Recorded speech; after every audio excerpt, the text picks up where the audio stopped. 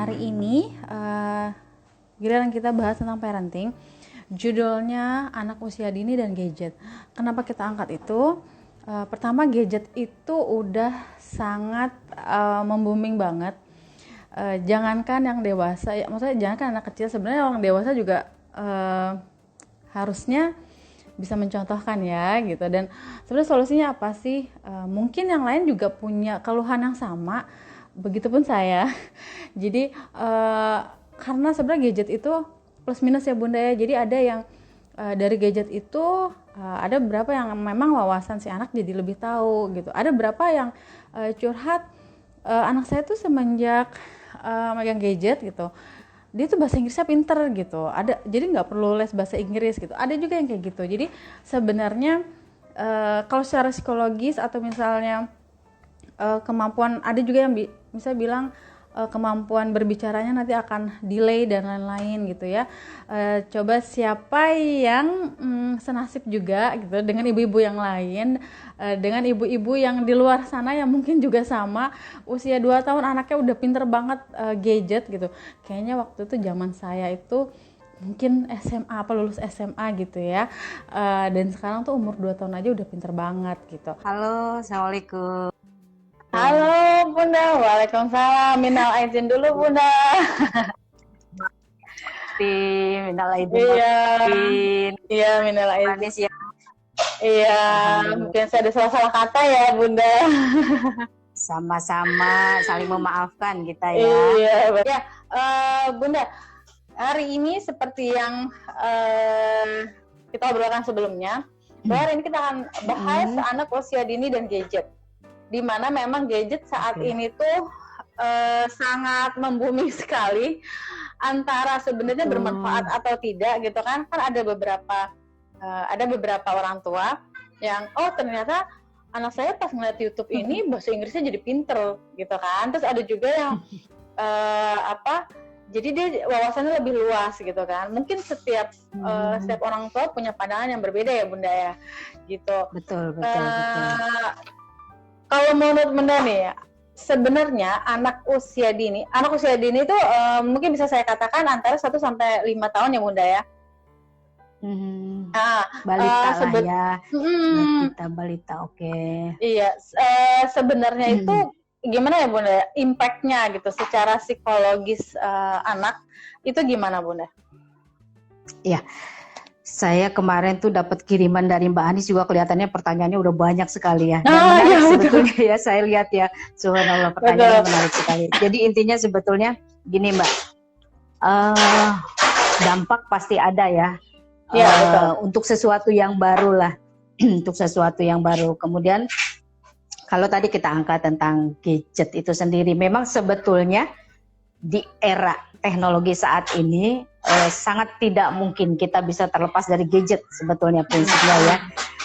Itu suatu hal yang wajar lah ya, hampir setiap orang bisa merasakan keberadaannya dan bahkan mungkin tidak susah juga kita kalau mau mengakses langsung gadget ini.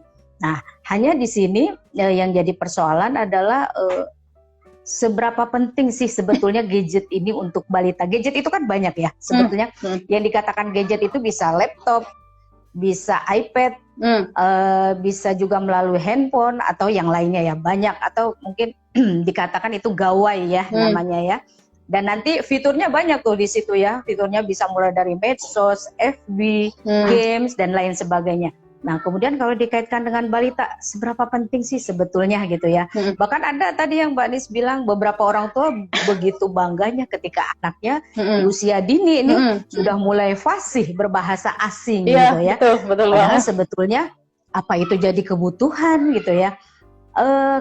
Kalau saya katakan seberapa penting atau tidak, dan kalau juga ada pertanyaan nih, sebetulnya ada kelihatannya ya Mbak Nis kemarin, usia berapa sih yang tepat gitu ya untuk gadget ini.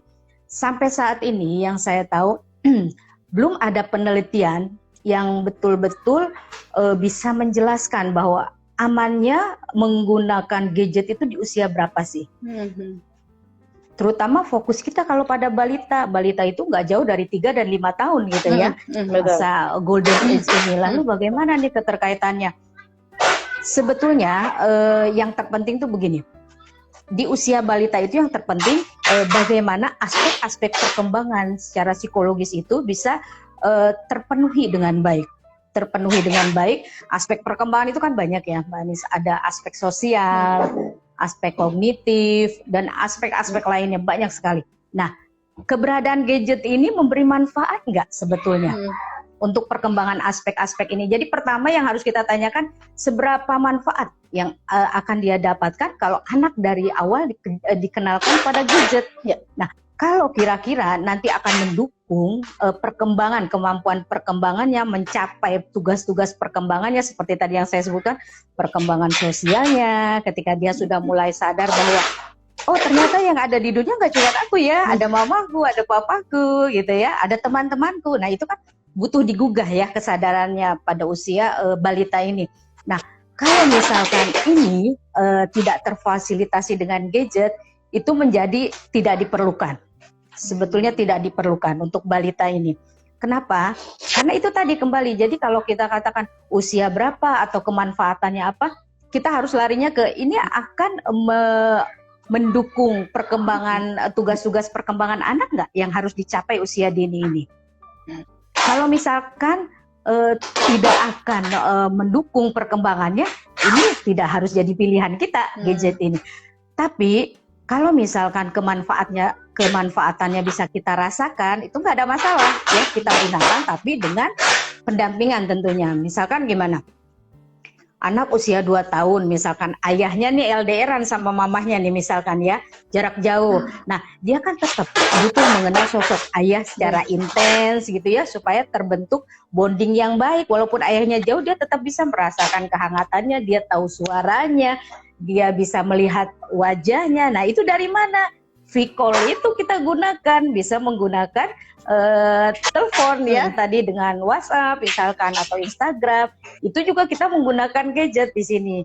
Tapi usianya 2 tahun boleh, kan dia nggak menggunakan sendiri di sini. Pasti ada bundanya nih yang akan mendampingi.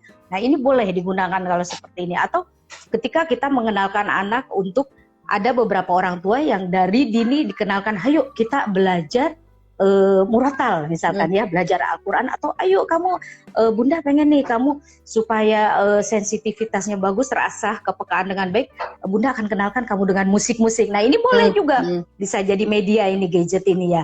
Jadi intinya Mbak Anis, jadi gini, seberapa besar kemanfaatannya yang akan diperoleh untuk perkembangan anak, gadget boleh kita gunakan. Tapi kalau kira-kira tidak memberikan kemanfaatan, terutama di masa-masa perkembangannya, usia dini ini, tidak harus menjadi pilihan. Karena memang di usia 5 tahun pertama itu justru anak kan sensorinya ya, yang harus dikejar itu sensorinya. Sensori dan motorik. Dan sensori motorik itu nggak bisa difasilitasi dengan gadget.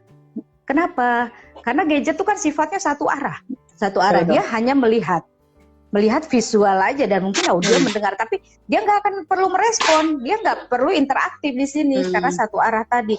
Nah, kalau satu arah, dia akan mendukung perkembangan anaknya, misalkan untuk melatih keseimbangannya dia dalam berjalan, kemudian perkembangan kognisinya dalam berpikir gitu ya, kemudian aspek bahasanya ini terstimulasi nggak di sini. Nah, ini yang harus jadi pertimbangan-pertimbangan sebelum akhirnya kita mengizinkan anak kita menggunakan gadget. Mungkin seperti itu Mbak Anis. Iya benar-benar. Jadi sebenarnya tergantung dari tujuannya itu apa ya Bunda ya. Karena kan sebenarnya apalagi pembelajaran di rumah ya, ini semenjak pandemi corona ini banyak yang semua dialihkan ke pembelajaran online gitu. Padahal sebenarnya online itu juga sebenarnya dipakainya pakai gadget kurang lebihnya gitu ya Bunda ya. Iya. Pada akhirnya itu jadi pilihan ya. Kita berjarak ya, maka harus ada solusi-solusi nih untuk yang jauh ini menjadi dekat dan kita tetap bisa menjalankan aktivitas dengan baik.